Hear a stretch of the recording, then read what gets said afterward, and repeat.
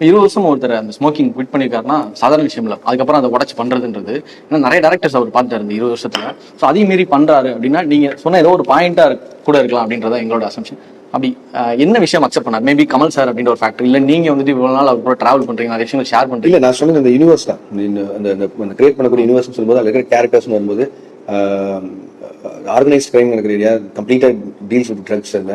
அதுல இருக்கிற ஒரு ஆள், அதுவும் ரொம்ப அஜிடேட்டடா இருக்கான் முக்கியமான நேரம். அந்த பாயிண்ட் இருக்கும்போது லெட் ஹிம் ஸ்மோக்ங்கிற மாதிரி ஒன்று சொன்னதுதான். அதை தாண்டி அந்த கேரக்டரா அதுக்கு என்னென்ன ஆட் ஆன் பண்ணலாம் அப்படின்னு எடுத்த டெசிஷன் தான்.